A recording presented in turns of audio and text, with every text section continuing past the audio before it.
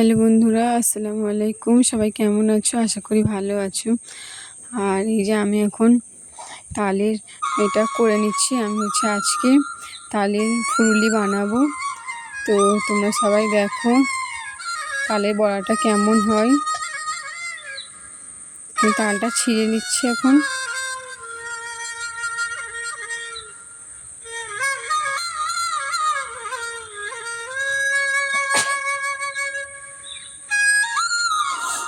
দেখতে থাকো বন্ধুরা, প্লিজ পুরো ফুল ভিডিওটা দেখো। যে আমার তালটা ছাড়ানো হয়েই এসছে, হাতটা হলকে যাচ্ছে, ওই জন্য অনেক স্লিপ তো।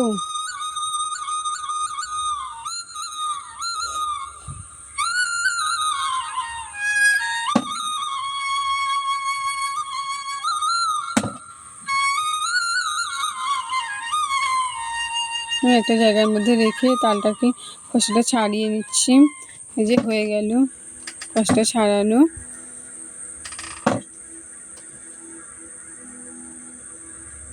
তো তারপর দেখো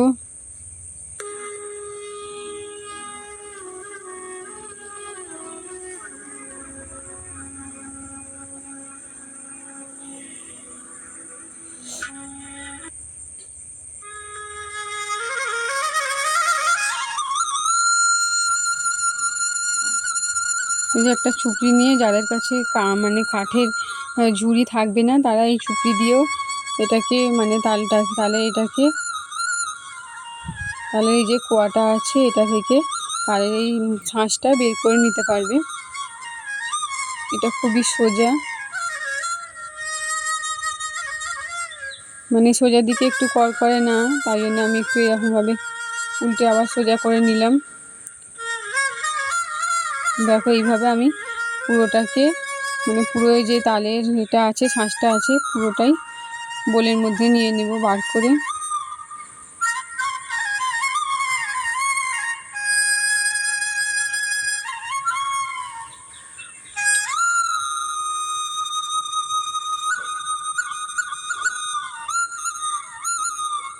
যা একটু একটু করে জল দিতে হবে, জলটা দিলে তাহলে ভালোভাবে হবে।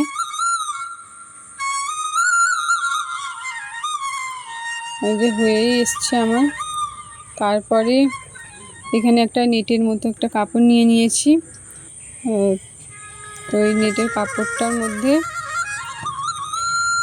তালের ওই শাঁসগুলোকে নিয়ে নিতে হবে। নিয়ে তারপর এইটাকে ভালোভাবে ছেঁকে নিতে হবে, যাতে এই যে রোয়াগুলো থাকে ওইগুলো বাইরে বার হয়ে যায়। পুরো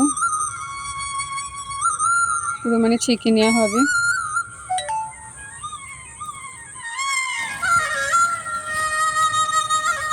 এই যে হয়ে গেছে। এর মধ্যে আমি চালের আটার গুঁড়ো দিচ্ছি। দেখো বন্ধুরা কি সুন্দর হয়েছে।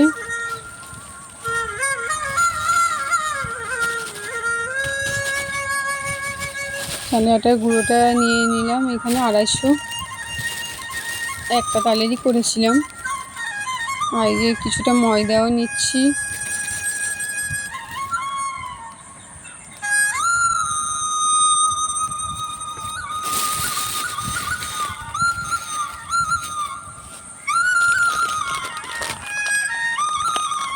আর যে সুজিটাও নিতে হবে। একটু সুজিটা দিলে ভালো হয়, সুজিটা দিলে অনেকটা সফট হয়, ওই জন্য সেটা সুজিও নিয়ে নিতে হবে এখানে।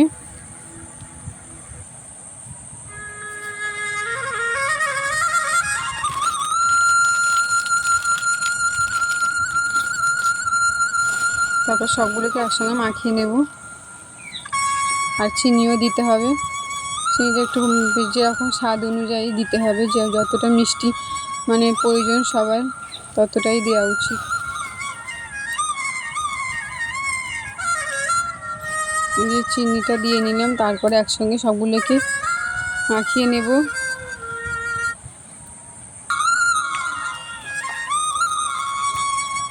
একটু শক্ত করে মাখাতে হবে, কারণ নরম হলে না একদম কড়ার মধ্যে লেগে যায়। এই জন্য এই যে এটা আমার কমপ্লিট হয়ে গেছে। এবার আমি কড়াই তেলের মধ্যে ভেজে নেব।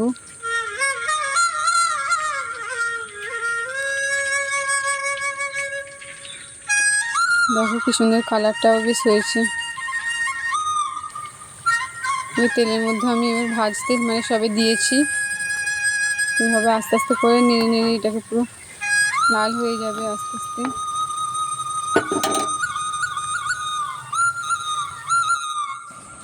এই যে হয়েও গেছে, দেখো কালারটা কি সুন্দর হয়েছে। আমি ভেঙে দেখাচ্ছি তোমাদের, দেখো নরম হয়েছে কতটা, কি সুন্দর। তো কেমন হয়েছে বন্ধুরা প্লিজ বলো। আসসালামু আলাইকুম, আজকের মতো এখানেই শেষ করছি।